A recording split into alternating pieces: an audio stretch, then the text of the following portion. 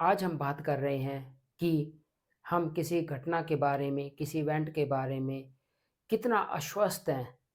इसकी बात करने के लिए हम models of certainty, probability and possibility का यूज करते हैं। Hello, I am शमशे।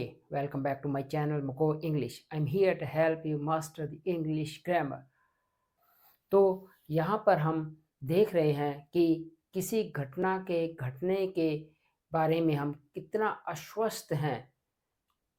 तो यहाँ पर हम अंदाज़ा लगाते हैं, we are not sure about the event. हम इवेंट के बारे में, घटना के बारे में आश्वस्त नहीं होते हैं।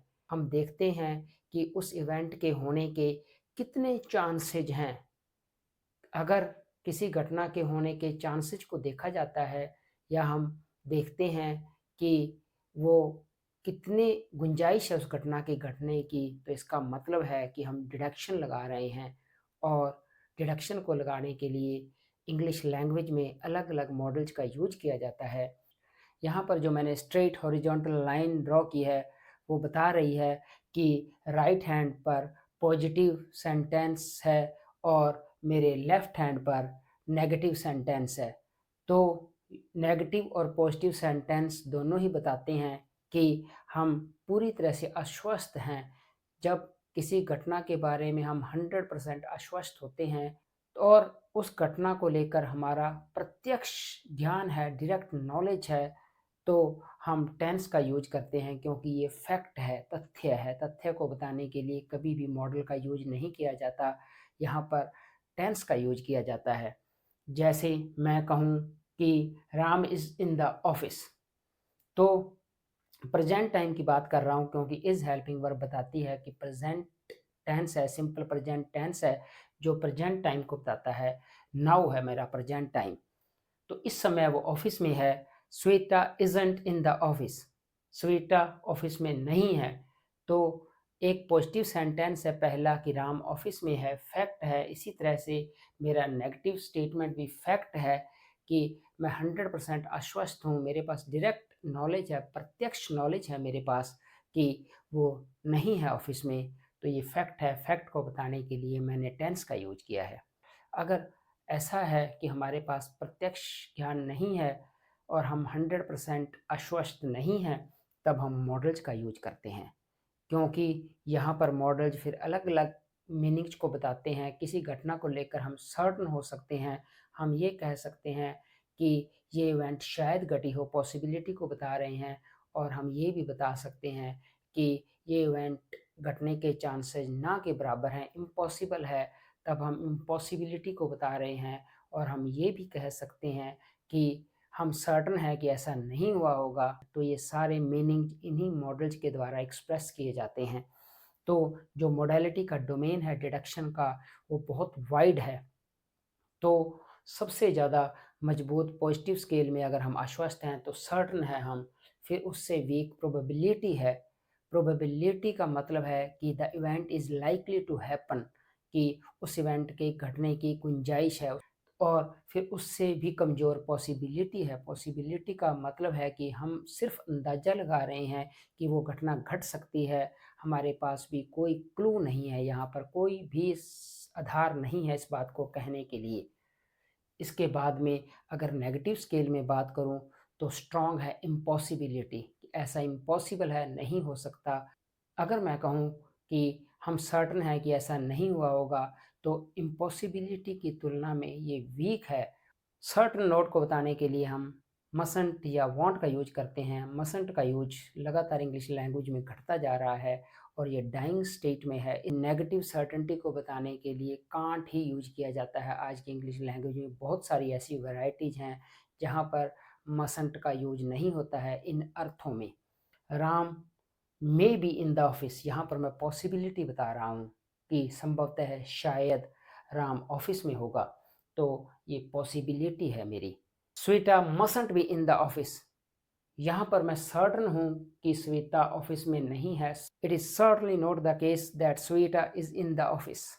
तो यहाँ पर मैं मसंट के द्वारा बता रहा हूँ कि मैं इस बारे में आश्वस्त हूँ कि वो ऑफिस में नहीं है। और अगर इसकी जगह पर मैं कांट का यूज करता हूँ, जो कि अक्सर किया जाता है। इंग्लिश के बहुत सारी वैरायटीज में मसंट का यूज नहीं किया जाता, सर्टनली नोट के केस में तो यहाँ पर कांट का यूज किया जाता है। Sweta can't be in the office, तो यहाँ पर कांट जो मीनिंग दे रहा है, इम्पॉसिबिलिटी का मीनिंग दे रहा है। It is not possible, it is impossible. ये बात इम्पॉसिबल है, असंभव है कि स्वीटा ऑफिस में होगी। ये बहुत ही ज़्यादा स्ट्रॉन्ग स्टेटमेंट है। तो कांट बताता है इम्पॉसिबिलिटी को। तो यहाँ पर प्रेजेंट टाइम है दोनों ही स्टेटमेंट्स में। जब हम प्रेजेंट टाइम की बात करते हैं, मॉडल के बाद में मेन वर्ब की प्लेन या बेस फॉर्म का यूज किया जाता है, जिसे कि फर्स्ट फॉर्म भी बोल दिया जाता है। इसी तरह से हम देखते हैं कि यहाँ पर स्पीकर या कहने वाला आदमी या वक्ता डिडक्शन लगा रहा है, वो इन्वॉल्व हो रहा है इस प्रोसेस में। परंतु बहुत बार ऐसा होता है कि जो मोडेलिटी है वो ऑब्जेक्टिव होती है, वहाँ पर स्पीकर गैस नहीं लगा रहा। If Ram is taller than Shyam and Shyam is taller than Nidhi, Ram must be taller than Nidhi. अगर मैं बात करूं कि राम अगर श्याम से लंबा है और श्याम निधि से लंबा है, तो इसका मतलब है कि राम निधि से अवश्य ही लंबा होगा। ये एक फैक्ट है, ऑब्जेक्टिव है, यहाँ पर स्पीकर का कोई रोल नहीं है।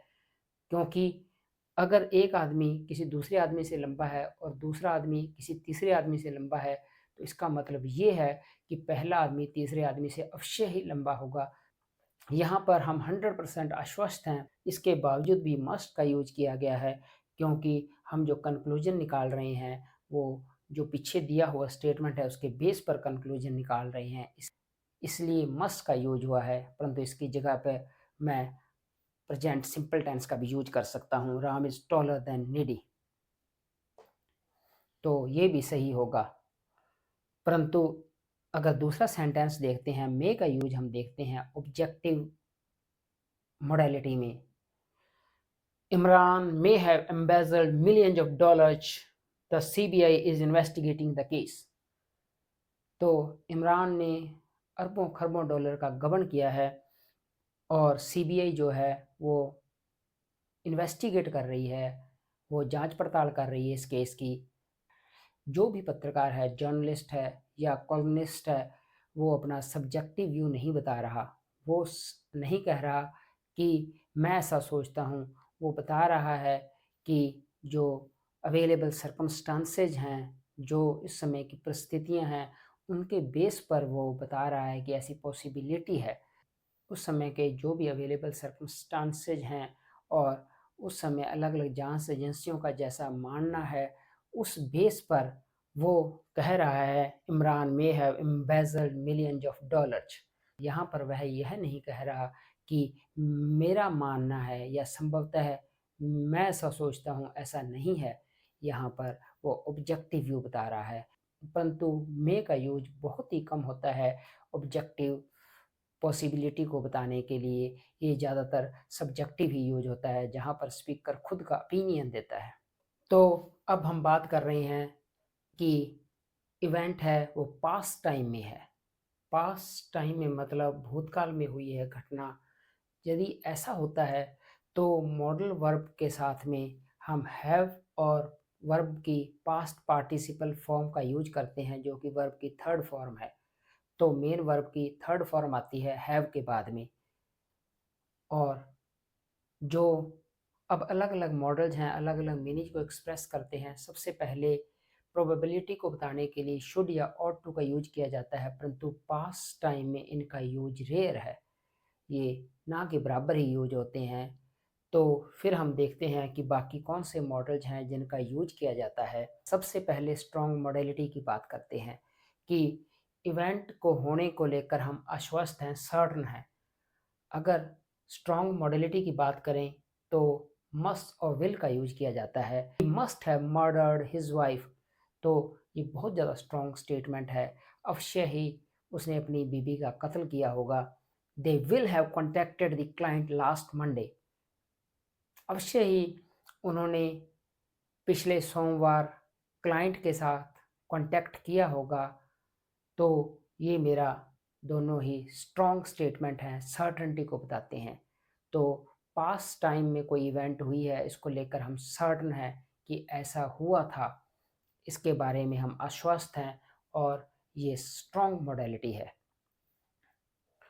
इसके बाद में प्रोबेबिलिटी के लिए शुड और ought टू का यूज ना के बराबर ही होता है पास्ट टाइम में, और ये नॉन एग्जिस्टेंट है, ये लगभग ना के बराबर ही होता है।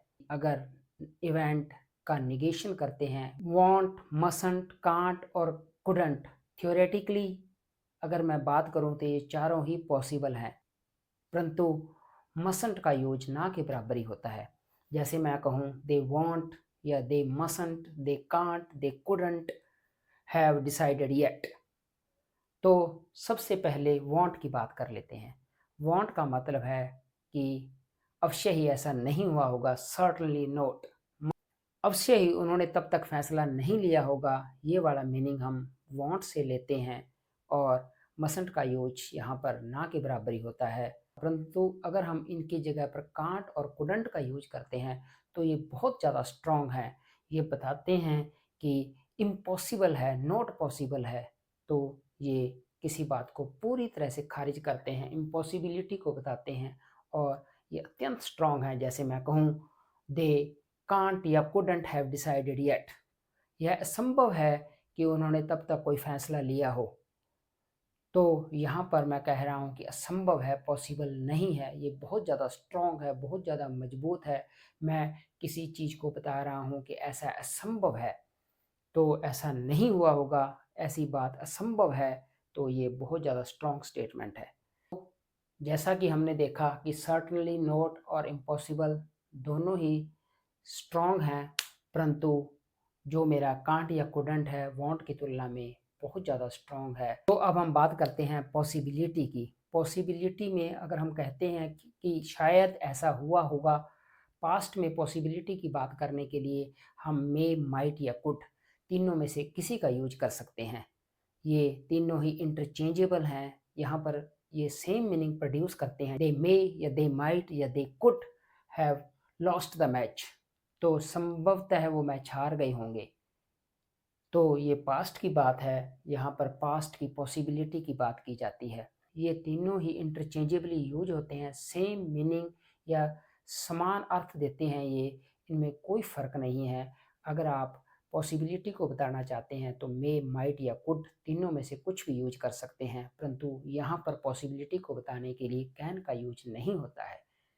कैन जनरल पॉसिबिलिटी को बताने के काम में आता है। स्पीकर की पॉसिबिलिटी या सब्जेक्टिव पॉसिबिलिटी या स्पेसिफिक पॉसिबिलिटी को बताने के लिए कैन का यूज नहीं किया जाता है पॉजिटिव स्टेटमेंट में।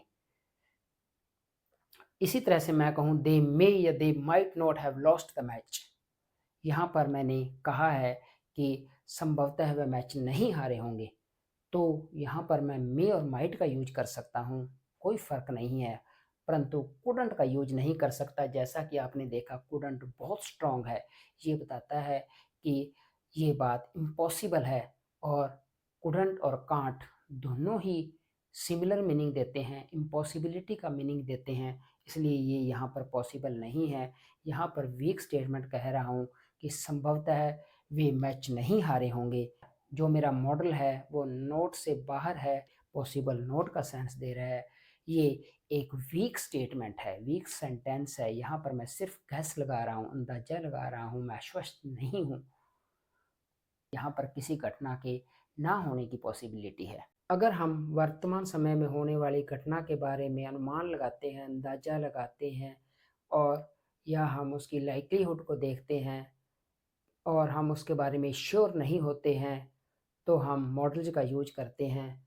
तो सबसे पहले सर्टेनिटी के लिए हम मस्ट या विल का यूज करते हैं। जैसे मैं कहूँ they must be playing cricket और that will be the postman, तो हमने यहाँ मॉडल के बाद में वर्ब की प्लेन या बेस फॉर्म का यूज किया है, और ऐसा ही होता है प्रेजेंट टाइम को बताने के लिए मॉडल के बाद में मेन वर्ब की बेस या प्लेन फॉर्म का यूज किया जाता है।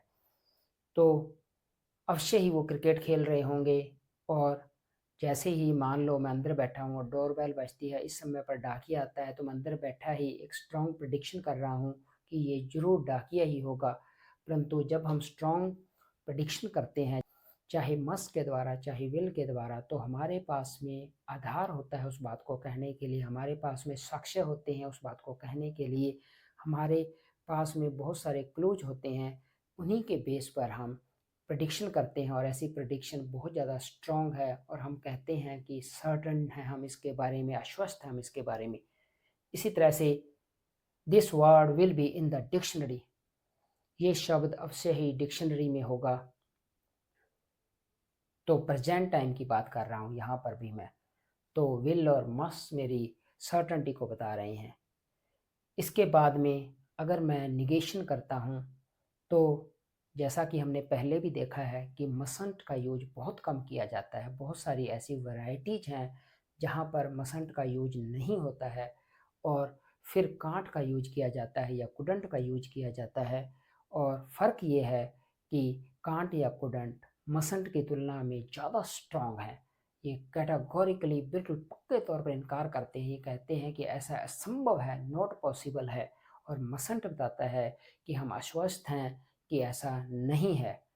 तो ये कांट या कुडंट की तुलना में वीक है। परंतु दे मसंट बी प्लेइंग क्रिकेट या दे कांट और कुडंट बी प्लेइंग क्रिकेट, तो यहाँ पर कांट या कुडंट का मतलब है नॉट पॉसिबल, ऐसा संभव है, और मसंट का मतलब है it is certainly the case that they are not playing cricket. तो मसंट का यूज अगेन बहुत ही कम होता है। अब हमारा आता है प्रोबेबिलिटी। प्रोबेबिलिटी का मतलब होता है कि the event is likely to happen, there are chances that the event will happen. यहाँ इस बात के चांसेज हैं कि घटना घटेगी या ऐसा होगा, इस बात के चांसेज हैं। तो हम शुड और ऑट टू का यूज करते हैं यदि किसी काम के होने के चांसेज होते हैं। जैसे मैं कहूँ कि they ought to, they should be home from work, यहाँ पर ऑट टू या शुड प्रोबेबिलिटी को बता रहा है। हिंदी लैंग्वेज में फ़र्क है कि प्रोबेबिलिटी और पॉसिबिलिटी दोनों का मीनिंग ही संभावना दिया होता है, संभवतः दिया होता है, परंतु इंग्लिश लैंग्वेज में प्रोबेबिलिटी तब यूज की जाती है यदि किसी काम के होने के चांसेज होते हैं, यदि हमें लगता है कि इस इवेंट की होने की लाइक्लीहुड है। परंतु संभावना या पॉसिबिलिटी का यूज़ तब किया जाता है जब हम मात्र अंदाज़ा लगा रहे हैं, हमारे पास में कोई भी ऐसे चांसेज नहीं होते जिनके बेस पर हम कह रहे हैं कि इवेंट हुई है। तो यहाँ पर मात्र अंदाज़ा है, गैस है, तब इसके लिए मे या माइट या कुड का यूज किया जाता है। इसी तरह से नेगेटिव की बात करूं, देयर फेलियर शुडंट या ऑटंट टू बी सरप्राइजिंग, तो यहाँ पर मैं कह रहा हूँ it is probably the case that their failure isn't surprising. तो यहाँ पर मैं किसी घटना के ना होने की प्रोबेबिलिटी देख रहा हूँ, उसकी संभावना देख रहा हूँ। मैं कहता हूँ कि इस चीज़ के चांसेज हैं, इस चीज़ की लाइक्लीहुड है कि ये इवेंट नहीं हुई है। तो यहाँ पर शुडंट और ऑटंट टू का यूज हुआ है। इसके बाद में वीक मॉडल की बात आती है। यहाँ पर हम पॉसिबिलिटी की बात करते हैं। जैसे मैं कहूँ, अगर हम पॉजिटिव सेंटेंस देखते हैं तो मैं कह सकता हूँ मे, माइट और कुड तीनों ही आ सकते हैं, ये इंटरचेंजेबल है, इनके मीनिंग में कोई फ़र्क नहीं है। मैं कह सकता हूँ they may, they might, they could be wrong, संभवतः वो गलत हों। तो यहाँ पर मे, माइट और कुड के मीनिंग में कोई फ़र्क नहीं है, तीनों ही यूज हो सकते हैं। ये बताते हैं कि ये पॉसिबल है, ये संभव है। परंतु अगर मैं नेगेटिव करता हूँ तब कुडंट नहीं आ सकता है, तब सिर्फ मे या माइट ही आएगा। मैं कह सकता हूँ दे मे या माइट नॉट बी सीरियस, संभवतः है वो गंभीर नहीं है। तो यहाँ पर मैं कह रहा हूँ कि इस बात की संभावना है कि वो गंभीर नहीं है, यहाँ पर मे और माइट का यूज होता है। परंतु अगर मैंने यहाँ पर कुड का यूज कर लिया, दे कुडंट बी सीरियस, तो मीनिंग पूरी तरह से बदल गया। अब ये बहुत स्ट्रॉन्ग स्टेटमेंट है, ये कह रहा है कि ऐसा असंभव है कि वो गंभीर हो। तो इसलिए पॉसिबिलिटी को बताने के लिए जो कि वीक है, मे या माइट के साथ में नोट आता है, इसका मतलब है it is possible that they are not. तो मेरा पॉसिबल जो है वो नोट से बाहर है। यहाँ पर मॉडल का वाइड स्कोप है, नोट से बाहर है। मैं कह रहा हूँ इट इज़ पॉसिबल, ये संभव है कि वो गंभीर नहीं है। तो हम भविष्य में होने वाली घटनाओं के बारे में जब अनुमान लगाते हैं, अंदाज़ा लगाते हैं, लाइक्लीहुड को देखते हैं, तब अगर हम आश्वस्त होते हैं कि ऐसा हुआ होगा, सर्टेन है हम, तब विल का यूज करते हैं। मस्ट और कांट का यूज नहीं किया जाता है फ्यूचर टाइम में। इट विल रेन टनाइट, यहाँ पर क्लूज हैं जिनके बेस पर कहा जा रहा है कि आधार हैं या सबूत हैं या साक्ष्य हैं जिनके बेस पर हम प्रेडिक्शन लगा रहे हैं कि आज रात को बरसात होगी। She will pass the exam. तो ये आदमी जो भी कह रहा है वो क्वाइट कॉन्फिडेंट है, वो आश्वस्त है कि वो पास हो जाएगी। तो ये स्ट्रॉन्ग प्रेडिक्शन है, वो सर्टन है, कहने वाला कह रहा है कि निश्चय ही वो पास हो जाएगी। इसी तरह से नेगेटिव की बात करूं तो she won't pass the exam.